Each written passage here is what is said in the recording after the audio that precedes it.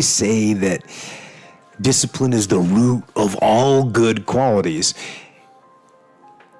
But you have to absolutely apply it to things outside of just waking up early. It's everything. It's working out every day, making yourself stronger and faster and more flexible and healthier.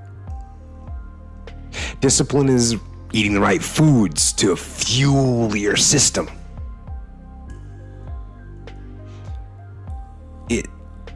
It's about disciplining your emotions so you can make good decisions. It's about having the discipline to control your ego so your ego doesn't get out of hand and control you. It's about treating people the way you would want to be treated. And doing the tasks that you don't necessarily want to do, but that you know will help you or help your team. It's about facing your fears. It takes discipline to face your fears so you can conquer them. And that's what discipline is. Discipline means taking the hard road, the uphill road, to do what's right for yourself and for other people. It's so often the easy path that calls to us to be weak for that moment, to break down for that moment, to give in to the desire and the short-term gratification. But the discipline will not allow that. The discipline calls for strength and fortitude and will. It won't accept weakness. It won't tolerate another breakdown. The discipline can seem like it's your worst enemy. But the reality is, discipline is your best friend. It will take care of you like nothing else can. And it'll put you on that path. The path to strength and health and intelligence and happiness. And most importantly, it'll put you on that path to freedom. You have to accept that all your excuses are lies. They are lies, all of them. Think about the things that you tell yourself, the lies you use to rationalize taking the easy road. Taking the easy road and leaving discipline behind. Think about them. You don't have time. That's a lie. You don't have support. That's a lie. You don't have the equipment or the gear. Lies. You don't know the best way. Who cares? That's a lie. Or you're too old or you're too young. Of course you're too old or too young. Lie. And there's you're too busy. Sure you are. That's a lie. And you're too tired or you're too sore or you're just plain not feeling it. Lies, lies, lies. And the list goes on and on and on. And it doesn't stop if you don't make it stop. So recognize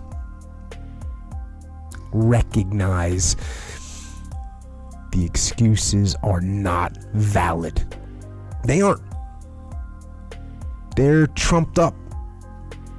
They're conjured up. They're fabricated. They're lies. And how do you stop the lies? You stop the lies with the truth. The truth. The truth will set you free. The truth will stand, and the truth will deliver you from procrastination and laziness and the downward spiral that comes with a lack of discipline. So don't believe the lies, believe the truth. And the truth is, you have time. You have the skill, you have the knowledge and the support and the willpower and the discipline to get it done. So cast out the lies, burn them down, and listen to the truth, and live the truth, and go out and get it done. There's another kind of instinct that you need to be on the lookout for, and this one is a liar. This one is a saboteur. Well, this one is a backbiter. And like the devil himself, he's a shapeshifter. He's gonna disguise himself and make you think he's got your best interest in mind. But he doesn't. This is the instinct that says, you've had enough. This is the instinct that says, you've given it your best shot. You can stand down. You can back off. You can take a knee. This is the instinct that says, you can rest now. Do not listen to that instinct. Do not listen. That instinct is a liar and wants to bring you down. That's the instinct that's a defense mechanism. It wants to give you an out, a place to run to, a little place of sympathy, an amnesty, a little place of amnesty where everything is forgiven, where all these failures can gather together in comfort and drown their sorrows in lies and in deception. And they tell each other. And they'll tell you, you did the best you could. No, they'll say the deck was stacked against you. And they'll say it's not your fault. And they'll tell you it's okay to stop. It's okay to settle. It's okay to give up. And that is the instinct you need to fight. You need to push back, to smash into the ground. Do not take the easy way out. Do not give up based on instinct. If you are forced to stand down, to retreat, so that you can rebuild and reattack, so be it. But make that decision based on logic, not on the instinct of surrender and defeat. And you need to train that instinct, your instinct. Train it to say, get up, go, fight on. And if that is what you become, if that becomes your fundamental reaction to adversity, if that becomes your gut instinct, then you will overcome just about anything that stands in your path. When things go wrong, they always seem to happen at once, and they just compound on top of each other. And it's pretty easy sometimes to feel beaten when you're faced with all those issues and all those problems, and they all hit you at the same time.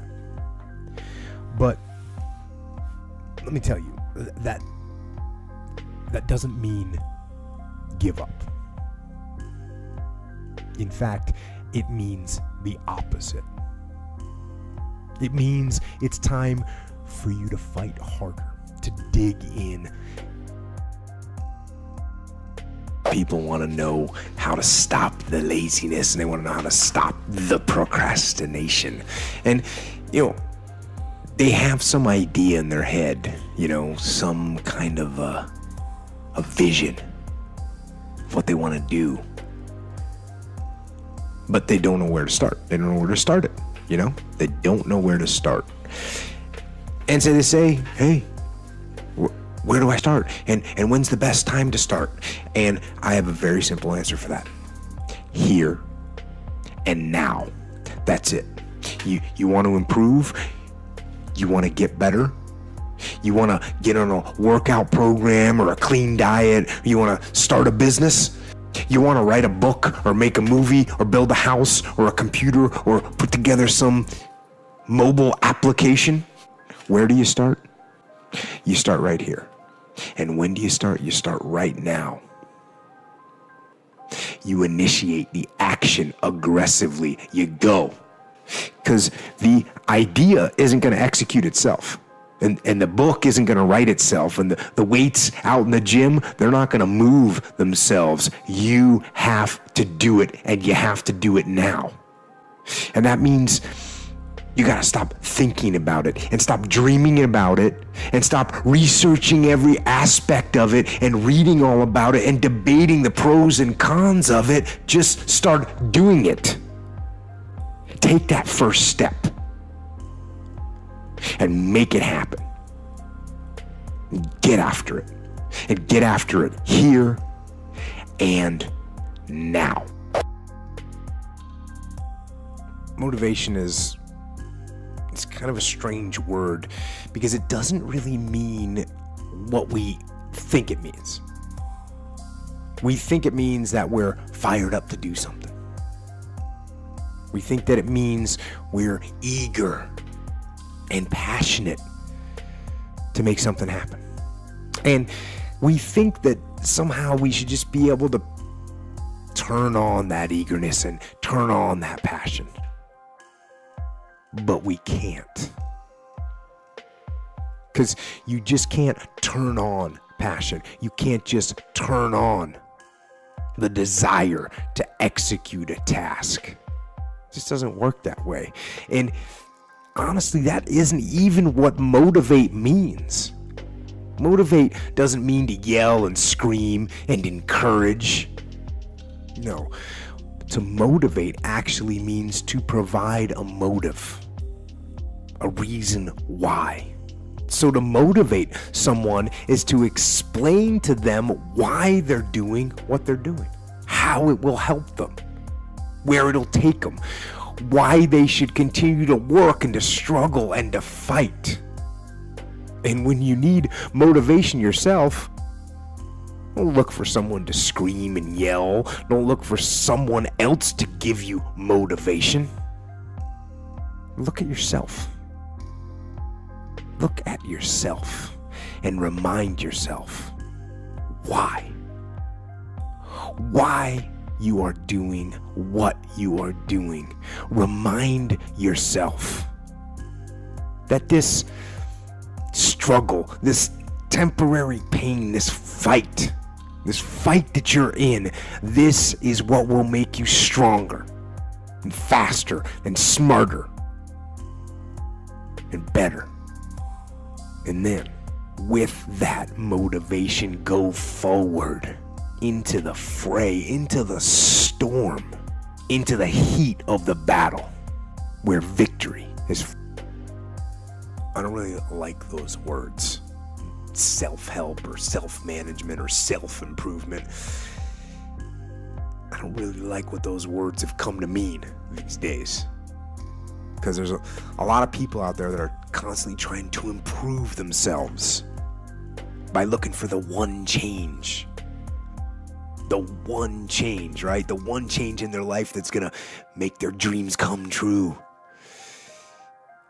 And even worse, on top of that, there's a lot of people out there, a lot of self-help gurus and these hyperactive motivational speakers and these other self-appointed modern Zen yoga warriors that they're trying to sell the one thing. They're trying to sell the 9 steps or the enlightened path that's going to allow you to unlock all of your human potential and fulfill the dreams so you can live the life that you've always wanted to live. Now, I'm no guru, and I definitely don't claim to be. I'm just a man. But I will tell you this, it isn't one thing, and it isn't 10 things, and it isn't 100 things. It isn't a quick path, and there are no shortcuts. Meditation won't get you there, and neither will a miracle drug or an organic supplement or some superfood. Getting better isn't a hack or a trick or a one change that you need to make. Getting better is a campaign. It's a campaign. It's a daily, a weekly, it's an hourly fight. An incessant fight that doesn't stop against weakness and against temptation and against laziness. It's a campaign of discipline. It's a campaign of hard work and dedication. It's waking up early and going to bed late and grinding out every second in between. Every single day. So, you want to get better? You want to self-improve? Stop looking for a shortcut and go find your alarm clock. And find your discipline. And find your guts and your passion and your drive and find your will. And then you will find your freedom.